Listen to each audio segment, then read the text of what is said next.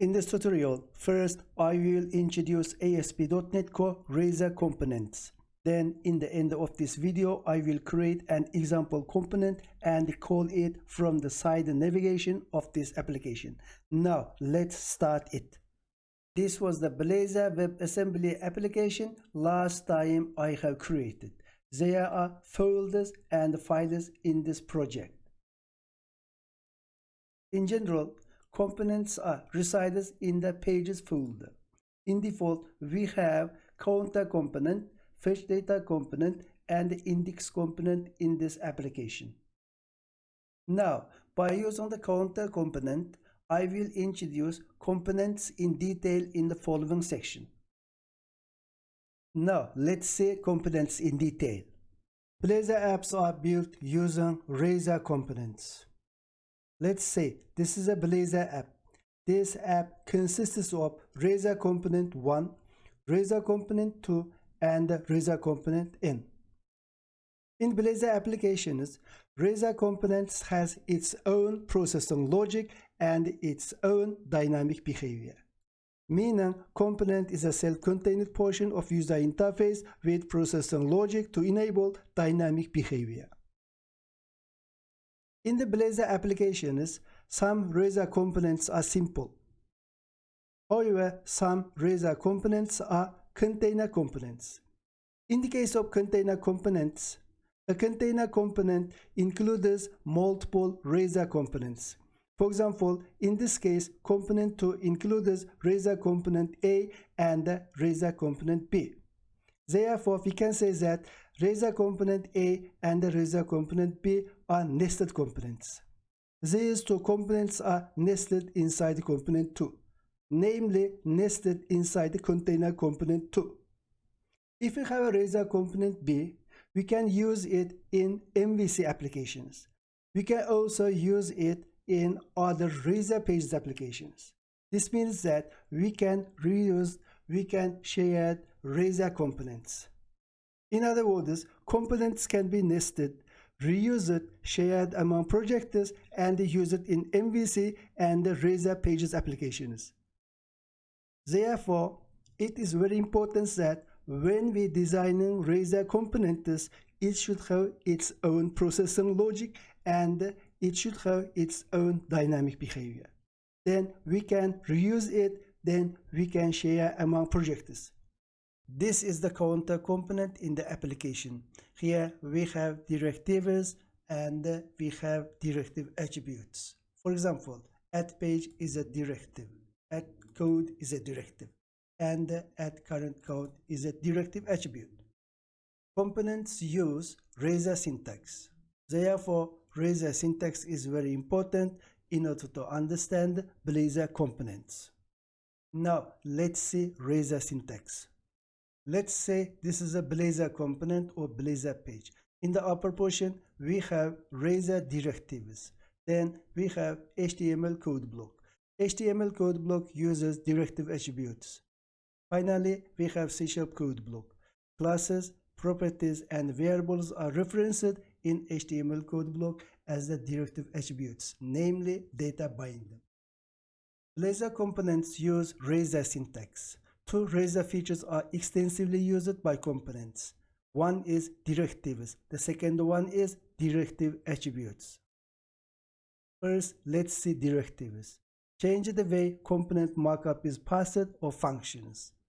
For example, the add page directive specifies a routable component with a route template and can be reached directly by a user's request in the browser at a specific URL.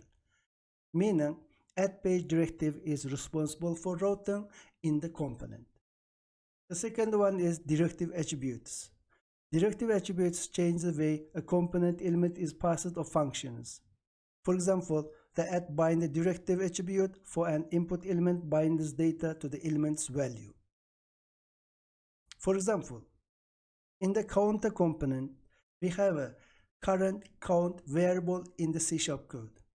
In the meantime, we have a add current count directive attribute in the HTML code block. The add current count directive attribute is responsible for data binding between the HTML code block and the C# code block. because it is a variable in the C# code block and it is a directive attribute in the HTML code block. In the Blazor components, there are many directives and directive attributes. In the upcoming videos, we will introduce them one by one. Until now, we have explained directives and the directive attributes. Now, let's see how we can use directives and the directive attributes inside the Blazor components. This is the counter Blazor component. Inside this component, we are using add page directive. Then we are also using route template. This portion is called route template. Then we have directive attribute here.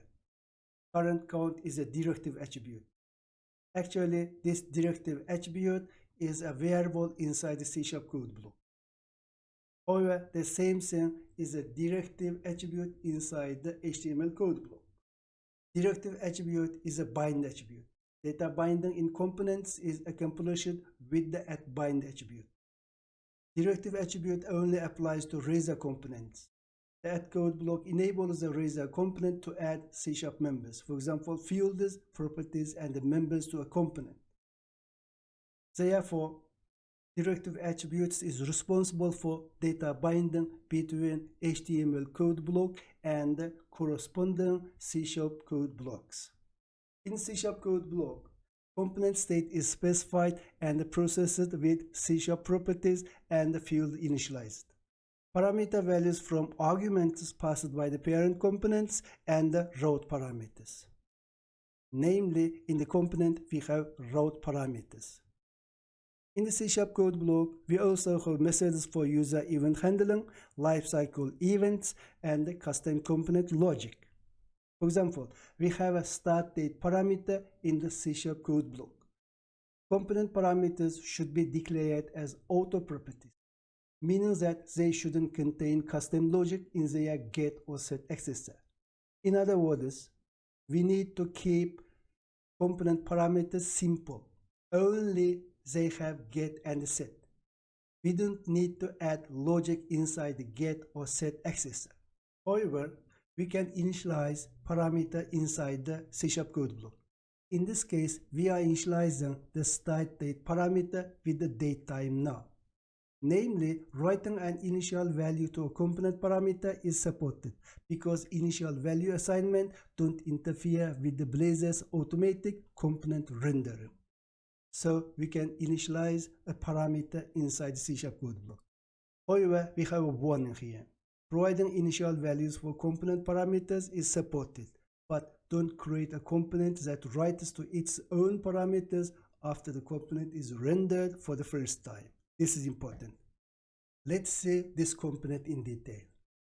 In the route parameter portion, we have a parameter here. We call it router parameter. In other words, this is the question in other frameworks. Then we have a corresponding property inside the C# code.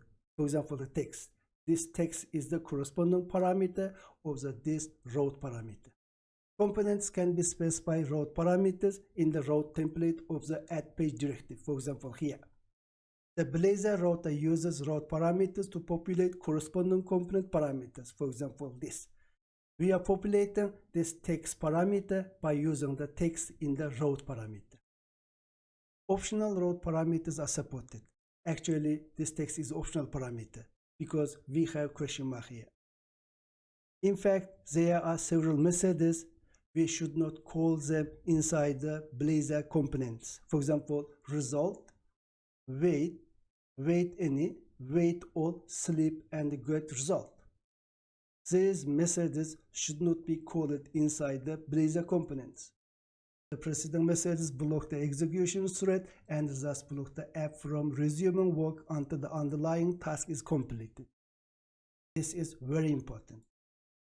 Finally, attributes can be applied to components with the attribute directive.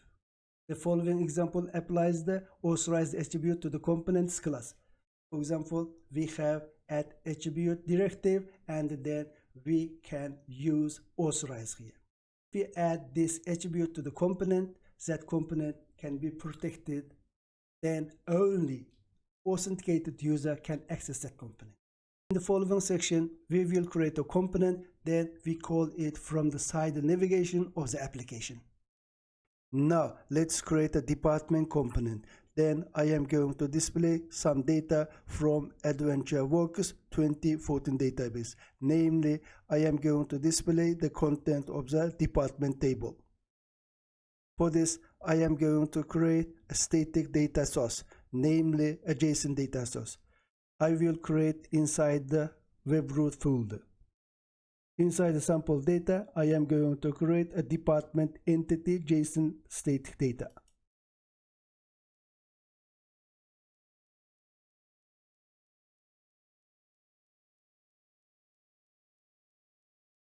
Department data JSON.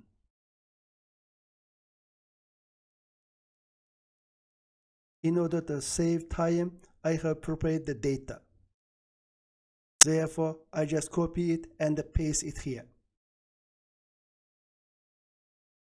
This is the data I have prepared. Copy it. Copy. Then paste it here. First, I would clear this. Now paste it. This is the data I am going to display in the department component. Here we have department ID, name, group name, and a modified date. Save. Now let's create the component. I will create the component in the pages folder.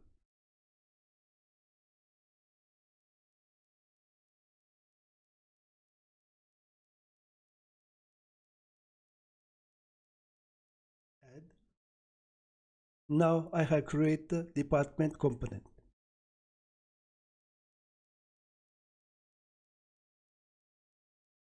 This is the router of the component. Then I am going to use HTTP client in order to get data from the static department data. Therefore, I need to inject HTTP client service.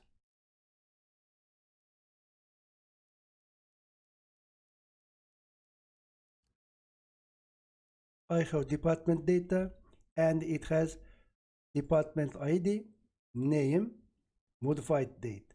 So I need to create one model.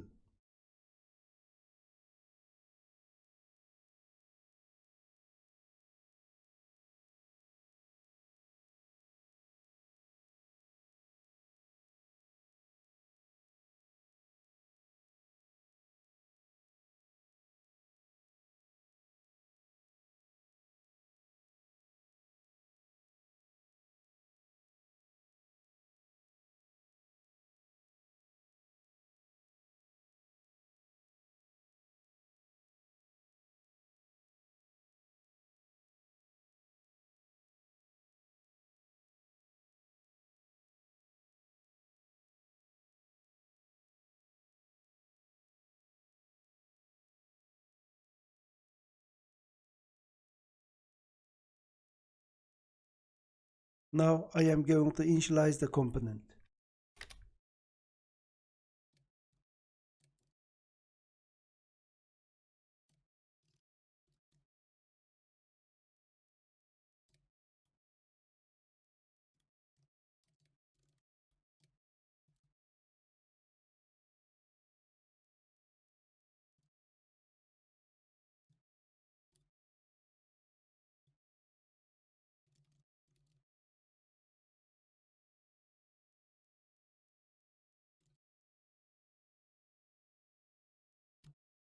This is the location of the data.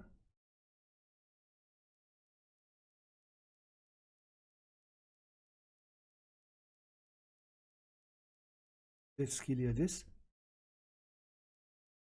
Now the C# code part is okay. Now first we have department entity array. This is the array, and we get data from the static department data JSON by using the HTTP client. Yeah.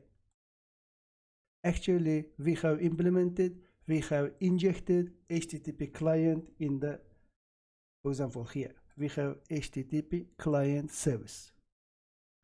we can use this service here. So this is the service. By using this service, I am getting data from the JSON. This is the JSON static data source. Now we need to display this data. In order to save time, I have prepared the display code. Namely, I have prepared the HTML code. I just copy it, copy, then paste it here. Now let's see it. Something's wrong here. Actually, this is wrong. Group name. This should be group name. Now it seems to be okay. We have department ID, name, group name, and modified date. This is the table header portion. And then we have table rows here. Department ID, this is the column. Department, this is name column. This is group name column. And this is modified date column. So we have department ID. Then we have name. Then we have group name. And then we have modified date. Now it seems to be okay.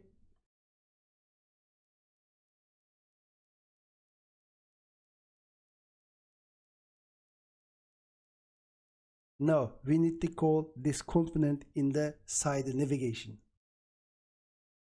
We have a navigation component here in the shared folder.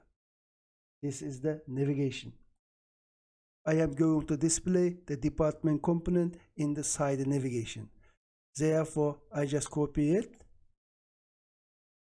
copy this, then just change here. This is the component name. Our component name is department, and this is the component name. This is the label.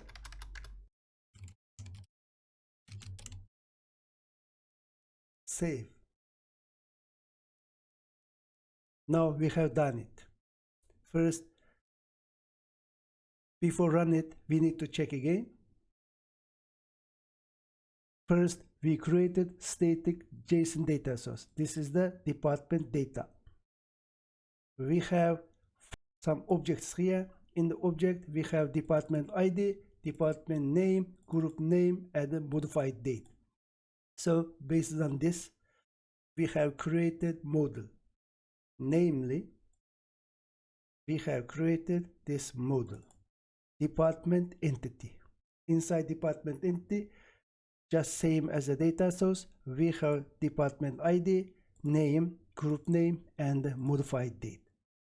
We get the data from the data source by using the HTTP client. Namely, we have used http.getFromJSON and this is array. Namely, this code returns an array because we have multiple objects inside the static data source. So this is an array. Okay, now we have the array. Therefore, we need to display it on the component. In order to display this entity or in order to display this array, we need to write some HTML code, namely HTML table. This is the HTML table. If department entity is null, we just show loading. If it's not null, at that time we will display it in the table. This is the header portion and this is the actual data. There are department ID column, name column, group name column, and the modified date column. And finally, we call it this component under side navigation. This is the side navigation and we are calling it here department. This is the department component and this is the label name. Therefore, it should be displayed in the side navigation bar. Now let's run it.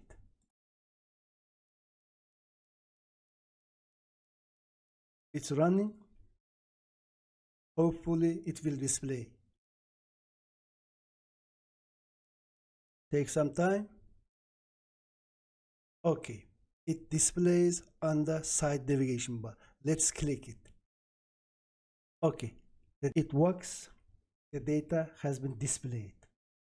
We have department ID, name, group name, and the modified date columns.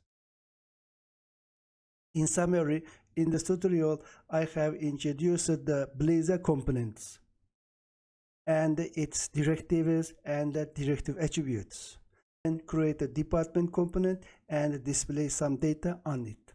Thank you for your watching. Please subscribe.